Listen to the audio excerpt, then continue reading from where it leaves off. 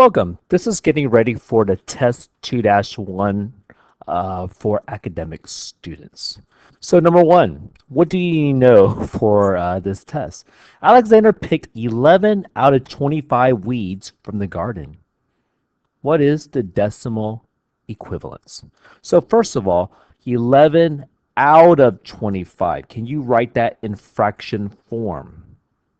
So 11 out of 25.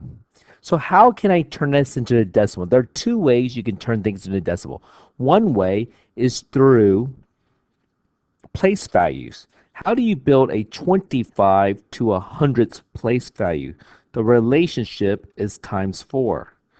Times 4. So you get 44 hundredths. And how do you write 44 hundredths as a decimal? Right here, 0 and 44 hundredths. Another way is doing it this way.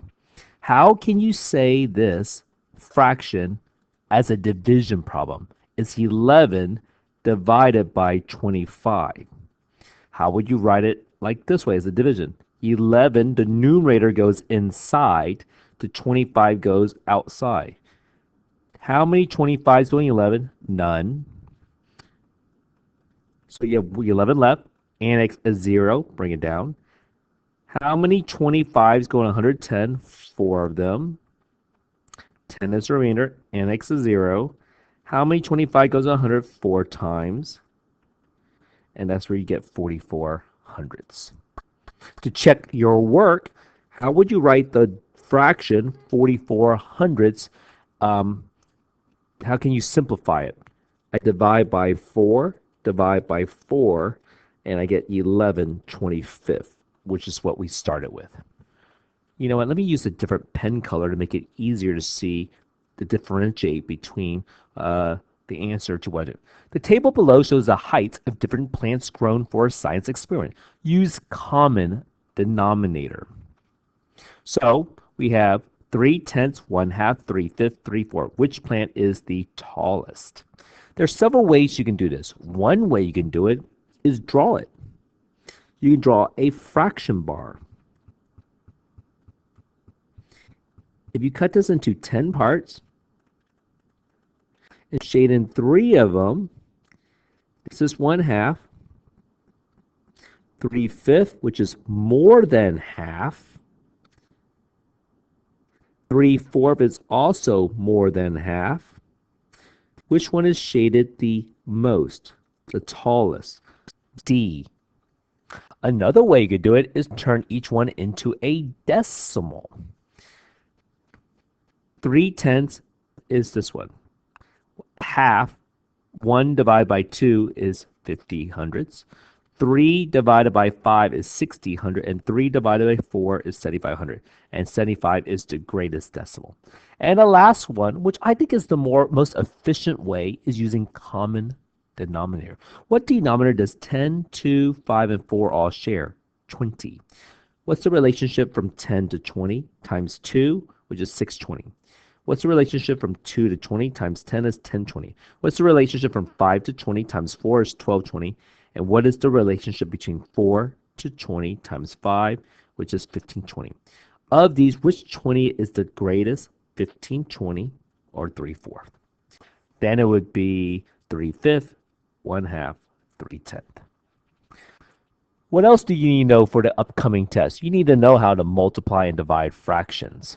So when you multiply fraction, you multiply the numerators, you multiply the two denominators, you get 820. But then you do need to simplify it. You can divide by 2 and get 4/10, but then you have to simplify again, divide by 2, and that's where you get 2/5.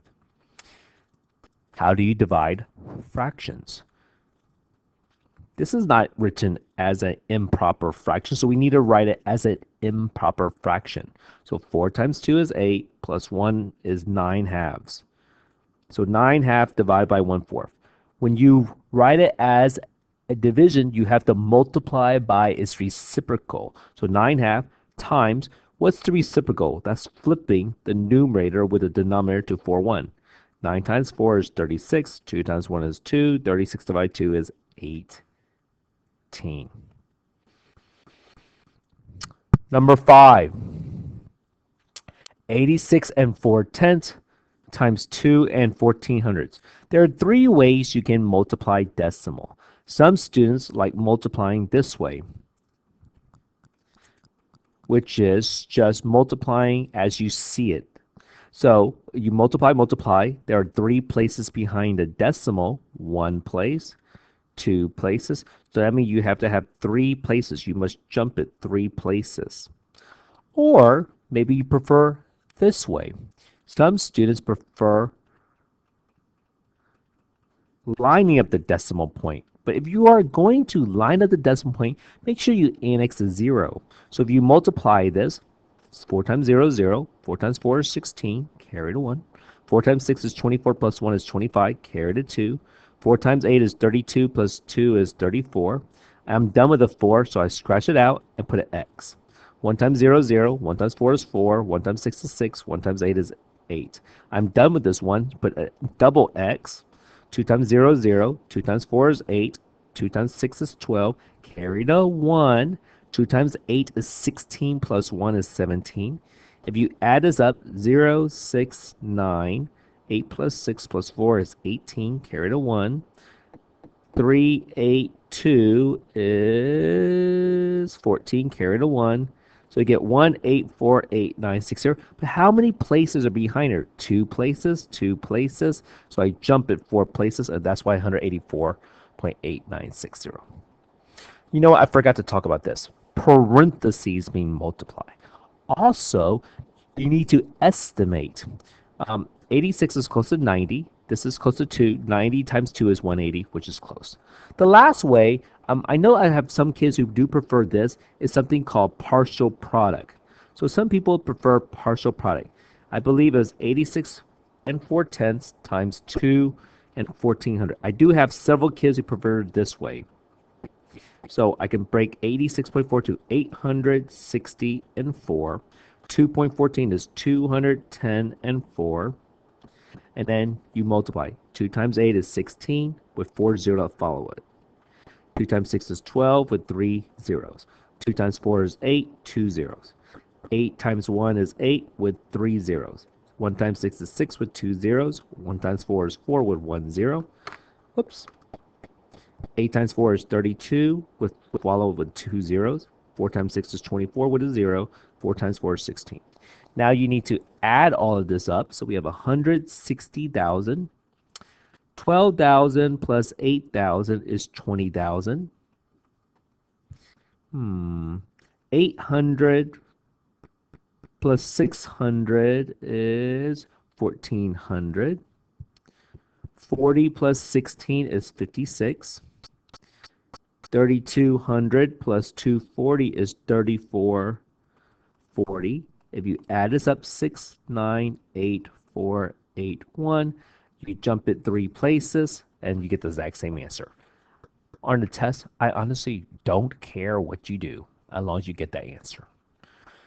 What else do you need to know? You need to know how to divide decimal. Can you rewrite this as a fraction? The numerator will be 6 and 2,400, while the denominator will be 0 and 2,400. Do they share the same place value? You bet they do. So they both share the hundreds.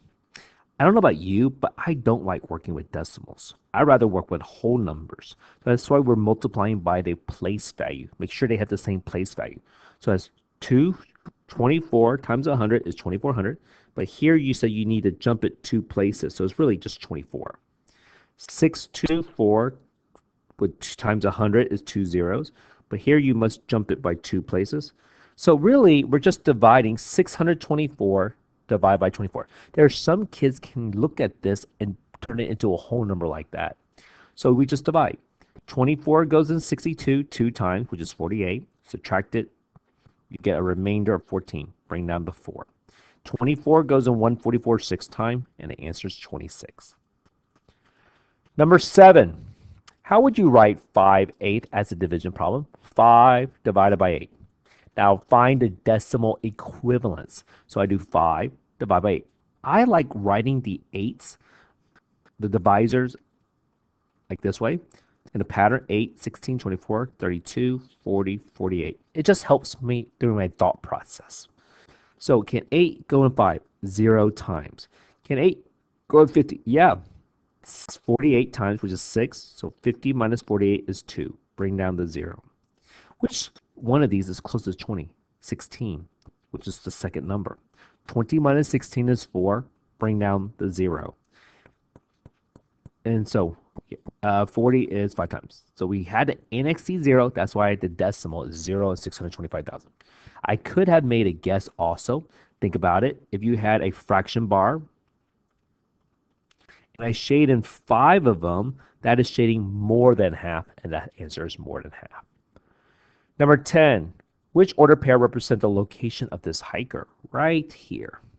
So in here, this is the origin. Again, how do you grab point? X, Y. The first number tells you to either go left or right of 0. If you go left of 0, you go negative. If you go right of 0, it's positive. So you go left. It's a little past -3.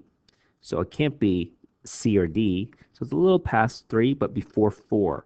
I think it's A. Then the second number tells you go above or below. If it's positive, you go above 0. If it's below, you go negative, below 0. So this is above 4. So I know B's out. A's the answer, 4.5. Number 11, if 45 is multiplied by m, one of these fractions, which one will give an answer less than 45? Well, we're looking for a fraction that is less, a smaller number. 3 halves is like 1.5.